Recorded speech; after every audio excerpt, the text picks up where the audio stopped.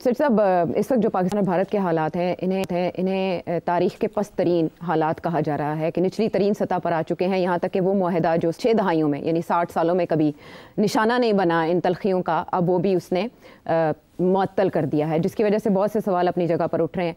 Meanwhile जो वहाँ का मीडिया इश्तियाल फैला रहा है, कहा जा रहा है कि जंग में पहली हलाकत सच्चाई की होती है और इंडियन मीडिया कामयाबी से ये किरदार अदा कर रहा है और अपनी गवर्नमेंट को मजबूर कर रहा है कि वो उससे भी नेक्स्ट लेवल पर जाएं और कुछ ना कुछ ऐसा कर दें जिसका खुमियाजा पाकिस्तान को भुगतना पड़े।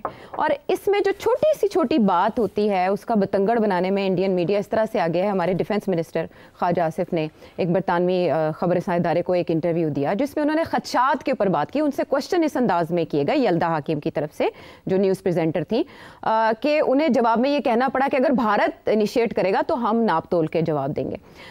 मीनवाइल उन्होंने उसमें कुछ पाकिस्तान की तारीख का भी जिक्र किया, बट वहाँ ये प्रोपेगेंडा किया जा रहा है कि पाकिस्तानी डिफेंस मिनिस्टर ने भारत को जंग की धमकी दे डाली है।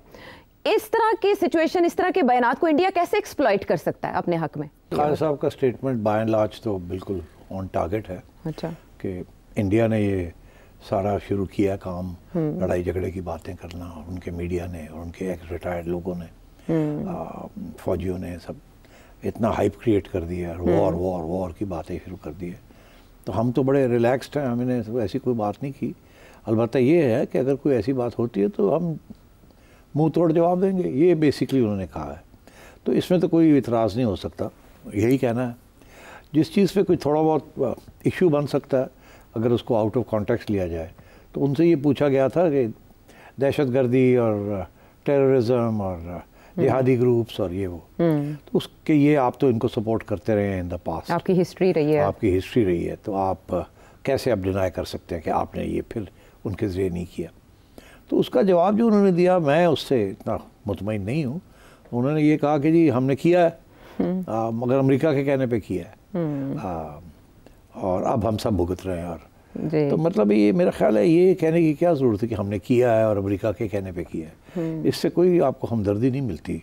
बात तो वही आ जाती है कि फिर इसका मतलब है कि आपने पहले किया तो अब भी कर रहे हैं, और उस वक्त किसी के कहने पे किया, अब भी किसी के कहने पे कर रहे हैं, या आप अपने कहने पे कर रहे हैं। तो ये नहीं कहना चाहिए था। इसका जवाब यही था कि आप ये कैसे कह सकते हैं कि हमने तो जिहाद के ख़िलाफ़ रियासत की तरफ से पैगाम दिया है कि रियासत ही है जो जिहाद डिक्लेयर कर सकती है, इसलिए हमने तो सारी जिहाद बैन की हुई है कानून के मुताबिक। हम तो खुद शिकार हैं टेररिज्म का, जो कि हमारे ख्याल से इंडिया स्पॉन्सर कर रहा है बलूचिस्तान में और टीटीपी वगैरह को। और फिर ये लोग जो ग्रुप्स होते हैं, जैसे टीटीपी का ऐसा ग्रुप है, ये हमारे पे इल्ज़ाम ये लगता था कि ये हमने इनको घुसपैठिया बनाया हुआ है अमेरिका के ख़िलाफ़, मगर ऐसे अब देख लें वो पावर में है तो वो तो हमारे ख़िलाफ़ लगे हुए हैं प्रमोट करना। तो ये बातें ऐसे नहीं है कि हमने कोई ग्रुप्स बनाए हैं, ये नहीं किया। इसमें कोई शक नहीं है कि एक एलाइड ग्रुप था नेटो के ज़रिए जो अमेरिका को रेजिस्ट किया। We were part of that alliance. उसके अंदर CIA के तहत फ्रीडम फाइटर्स बने थे जिन्होंने अफ़गानिस्तान की आज़ादी के लिए जदोजहद की। अब उसके बाद वो डिसबैंड हो गए जब वो रूस चला गया। अब हमारे कंट्रोल में तो नहीं है, ना वो CIA के कंट्रोल में है। उस वक्त सारी CIA की फंडिंग थी, सब था। तो अब हमारे ये खाते में डाल देना इज़ नॉट फेयर। इस किस्म की कोई बात करनी चाहिए थी। मगर मेरा ख्याल है उन्होंने ये जो कह दिया जी हाँ हमने किया है, और वो तो अमेरिका ने हमें कहा था और हम रिग्रेट करते हैं कि हमने ये क्यों किया। I don't think this was a good diplomatic answer. But चले, अब शायद इसको वो लोग उछालेंगे कि ये मान गए हैं कि ये हमारे लोग थे और ये है वो, ऐसी बातें। तो इसको थोड़ा सोच समझ के जवाब देना चाहिए। मैं समझता हूँ कि कुछ ऐसे इश्यूज़ हैं कि शायद फॉरेन ऑफिस को जवाब देना चाहिए। डिफेंस मिनिस्टर को इन चीज़ों में शायद नहीं देना चाहिए जहाँ इस किस्म की लीगल और इंटरनेशनल सटल्टीज़ हैं। Khwaja Sahab is not a foreign policy expert, तो इसलिए ये शायद फॉरेन ऑफिस वाले ये जवाब देते तो बेहतर था। हमने फॉरेन ऑफिस की पॉलिसी ज़रा रिस्ट्रेंट की देखी है वैसे बयानबाजी में, लेकिन ख्वाजा आसिफ के इस इंटरव्यू में उन्होंने लश्कर तैयबा के हवाले से भी बात की कि भाई वो बैंड है, अगर मदर ऑर्गेनाइजेशन एग्जिस्ट नहीं कर रही पाकिस्तान में तो जो उसका ऑफशूट है, जो द रेजिस्टेंस फोर्स जिस पे इल्ज़ाम लगाया जा रहा है, वो कैसे एग्जिस्ट कर सकती है।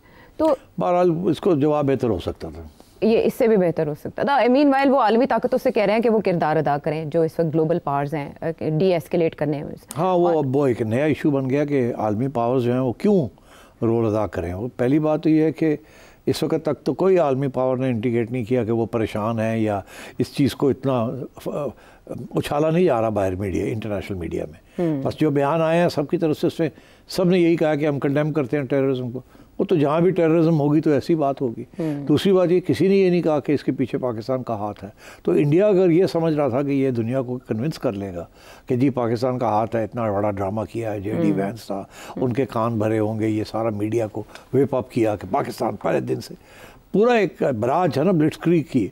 तो मगर उसके साथ इंटरनेशनल कम्युनिटी तो ये नहीं बात मानी कि ये किसके पीछे पाकिस्तान का हाथ है। वो बेवकूफ़ तो नहीं, उनकी भी इंटेलिजेंस एजेंसियाँ हैं ना। आपका ख्याल है कि जेडी वैंस ने पूछा नहीं होगा CIA को फौरी तौर पे कि आपकी क्या ख्याल है ये किसने किया है? इसी तरीके के साथ मैं फिर याद दिलाता हूँ कि 2000 में जब बिल क्लिंटन आया था तो उस वक्त भी एक वाक़या हुआ था और उसी वक्त ही CIA ने बिल क्लिंटन को आगाह कर दिया था कि इसमें पाकिस्तान का हाथ नहीं है, ये लोकल किया गया है। और इसीलिए बाद में मैडलिन ऑलब्राइट की जो किताब है, 2-3 किताबें लिखी उन्होंने।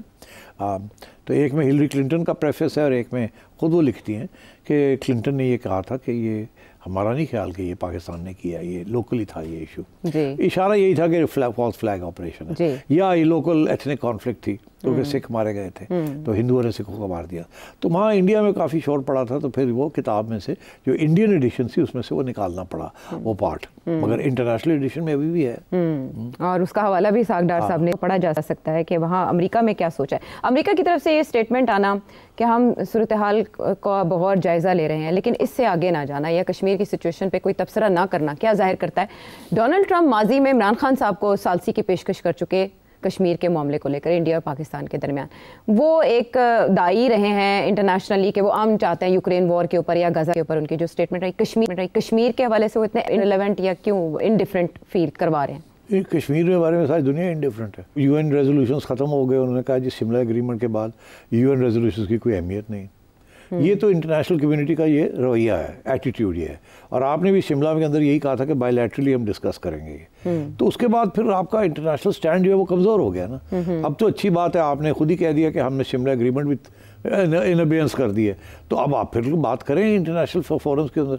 मगर देखिए ना, हर साल पाकिस्तानी प्राइम मिनिस्टर जाता है ये यूनाइटेड नेशंस सितंबर में, हर स्पीच के अंदर कश्मीर का जिक्र होता है, कश्मीर रेजोल्यूशन का जिक्र होता है। तो शिमला एग्रीमेंट तो ऑन पेपर तो है मगर हमने एक्चुअली कभी इम्प्लीमेंट तो नहीं की ना।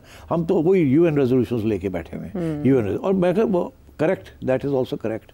अगर वो आप छोड़ दें विदाउट अ रेजोल्यूशन बायलैटरली, या तो बात आगे बढ़े। अगर बात आगे बढ़ती है और बायलैटरल सेटलमेंट हो जाती है तो फिर UN रेजोल्यूशन की ज़रूरत नहीं है। तो इंडिया वो बायलैटरली नहीं करने के लिए तैयार, तो फिर आपके पास कुछ तो हाथ में होना चाहिए और वो वही है कि जो आपके UN रेजोल्यूशंस हैं। तो इसलिए you have to keep harping about that, उसी की बात करनी चाहिए। तो मैं कहता हूँ कि मैं नहीं समझता कि अमेरिका की तरफ से या किसी इंटरनेशनल बिग पावर की तरफ से ये आएगा कि ये पाकिस्तान ने किया है। पहली बात तो यह है कि इंडिया ने कोई एविडेंस नहीं प्रेजेंट की। इस किस्म के सिचुएशन में एविडेंस आसान भी नहीं होती, ठीक है, क्योंकि लोग भी लोकल होते हैं। और अगर आपने सभी को मार दिया है जैसे आप कहते हैं कि हमने कोई पता नहीं कितनी मार दिया है, ये भाग गए हैं, तो एविडेंस कहाँ से आएगी आपके पास? आपको कैसे पता पाकिस्तान ने ये करवाया है जी? तो इस किस्म के इश्यूज़ है। तो जैसे हम कहते हैं कि इंडिया का हाथ है बलूचिस्तान में, मगर हम कौन सी एविडेंस प्रेजेंट कर रहे हैं? कुलभूषण यादव के अलावा तो हमारे पास कुछ और नहीं, हमारे पास कम से कम कुछ तो एविडेंस है। इंडिया के पास तो कुछ भी नहीं है। इंडिया अरेस्ट कर लेता है लोगों को जी, जो कि कहता है कि ये पाकिस्तान से आए हैं या पाकिस्तान के, उनसे कन्फेशन ले लेता है। वो अलग बात है। आप किसी को भी पकड़ के ले जाएं, कन्फेशन लेना तो बड़ी आसान बात है, 2 लिटर लाओ तो कन्फेशन मिल जाती है। मैं एग्ज़ाम्पल आपको देता हूँ। जब ये क्षितिज सिंहपुरा का मामला हुआ तो उस वक़्त कुछ अरसे के बाद इंडियन फोर्सेस ने एक सोहेल मलिक है उसको गिरफ़्तार कर लिया कश्मीर में, और उसके ऊपर इल्ज़ाम लगाया कि आप भी इस ऑपरेशन का हिस्सा थे। उनको जेल में डाल दिया। वो फिर अदालत में 2011 में वो एक्विट हो गए, छोड़ दिया कि एविडेंस ही कोई नहीं है। और इंडिया की मीडिया ने छुपा दी सारी बात। तो ये करने को तो जो बंदा कन्फेशन लेनी है वो तो मारकुटाई रोकने के लिए हर बंदा कन्फेस कर देता है, मगर जब अदालत में जाते हैं तो कन्फेशन, एक बंदे की कन्फेशन के ऊपर कन्विक्शन नहीं हो सकती, उसके साथ और भी एविडेंस देनी पड़ती है। तो वो कभी इनके पास थी नहीं और ना ही है, तो ये करते हैं ऐसे। हमारे लोग भी करते हैं, वो भी करते हैं, सब करते हैं ऐसे। तो मैं समझता हूँ कि इंडिया के पास कोई एविडेंस नहीं है और जो केस बन रहा है वो यही केस बन रहा है उनके खिलाफ कि ये खुद करवाया है। तो अगर जब ये खुद करवाई जाती चीज़ें तो इसके ख़िलाफ़ एविडेंस निकल भी आए तो वो मानी नहीं जाती। कोई कौम तैयार नहीं होती मानने के लिए कि हमारी डीप स्टेट ने ऐसी कोई चीज़ की है। और स्पेशली वो बीजेपी जैसी पॉपुलर गवर्नमेंट, उसके ऊपर तो इंडियन अवाम और इंडियन मीडिया कभी भी दाग नहीं लगाएगा। ये जो सब कुछ हुआ है इसकी तो सारी evidence in my view points के ये इंडिया ने खुद करवाया, और मैंने कल अपने प्रोग्राम में काफ़ी डिटेल में ये बात की थी। मैं नहीं समझता कि इंटरनेशनल कम्युनिटी इंडिया की मदद में आएगी।